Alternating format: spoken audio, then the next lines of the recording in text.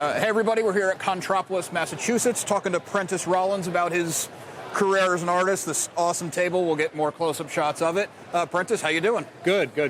I'm living in London with my family, but we're back for the summer, and I have a new book out, which is the main thing I'm promoting here, and that's why I'm here.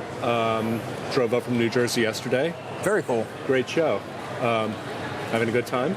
Yeah. You were kind of giving me a little bit of your history. Yeah, I was, for about 20 years, I was mainly an inker for DC Comics. I worked on Green Lantern Rebirth, was one of the high-profile projects. A lot of Justice League stuff, Batman the Ultimate Evil, Impulse, a lot of Flash material, Wonder Woman. And in more recent years, I've been doing my own graphic novels and art books. This came out in 2018 from Tor Books. I wrote and drew That the Furnace, science fiction graphic novel. These two books I'm really pleased with. They're both from Phaidon, How to Draw Sci-Fi Utopias and Dystopias. That came out in 2016, and that is a science fiction. It's a passion of mine, has been for a long time. That's just all about brainstorming science fiction imagery. And this one is brand new from Phaidon, How to Draw Sci-Fi Heroes and Villains. It's kind of a companion piece. And this one focuses just on drawing science fiction characters. And my approach to doing that, I'll just show you. The book's got these two really lovely fold-out centerpieces showing the two teams of characters that were created for the book.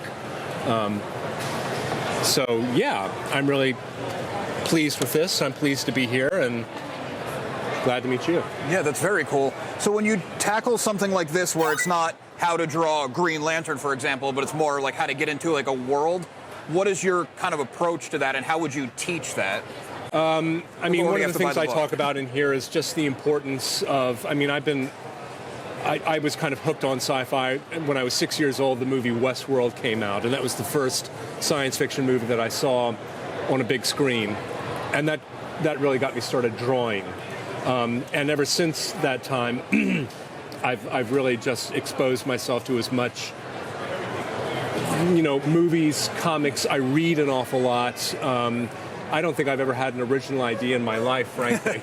I don't know if anybody ever does. Maybe Michelangelo and Shakespeare. I don't know.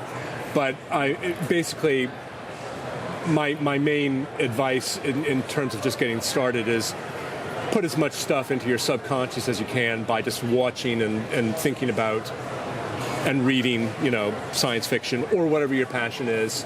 And then that's how it begins. And I basically, when I have the idea for a character, I just start.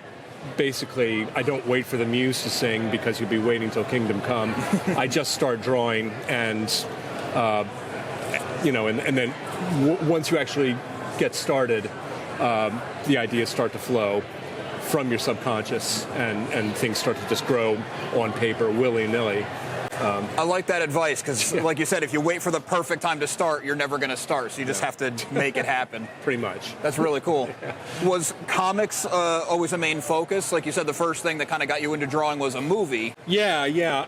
I started drawing when I was in 1977 when Star Wars came out. Mm-hmm. It wasn't Star Wars Episode 4, by the way. It was just a movie called Star Wars. Right. Me and my best friend at the time, we wanted to make our own Star Wars stories, so we started drawing comics, Star Wars comics. Okay. In hardbound black sketchbooks. I still have them to this day. That was my first practice drawing comics. I never actually read superhero comics that much, which is weird because I was working for DC for 20 years. Right. When I read comics, it's mostly sort of high-end literary graphic novels. But it is, since that time, since 1977, sequential storytelling comics has been a huge passion.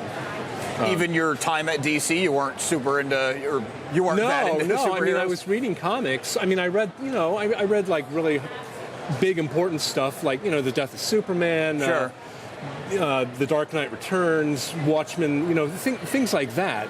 An awful lot of Sandman and Vertigo stuff, but no, I never really kept up that much with DC universe or the Marvel universe. But I did it for as long as I did it just because I loved it. Okay. There's worse fates than being paid to stay at home and draw comics. You know? Right, for sure. I had a great time doing it. Was doing something like Green Lantern, did you find more interest in that because it is in the sci-fi realm than if you had to do even like, say, Spider-Man? Yes. Yeah, absolutely. Yeah. I mean, this was working on Green Lantern was just it was a great fun experience. And I've had, there were jobs in comics that weren't particularly fun for all kinds of reasons. They were jobs. Yeah, not least of which is they weren't science fiction. They didn't really interest me. But, you still, it's like anything else. You're in a line of work, you get a job, you take it, and you do it. Very cool. Okay. Yeah. Well, we appreciate you taking the time. It looks like things are starting to pick up, so we don't want to be blocking your table. But where can people find your stuff if they're not here? Let's see. Amazon, pretty much. These books and The Furnace are on Amazon. Also at my website, which is www.prentisrollinsart.com. There's various ordering links there. Very cool. Well, Prentis, thank you. We appreciate you taking the time. Thank you, Adam.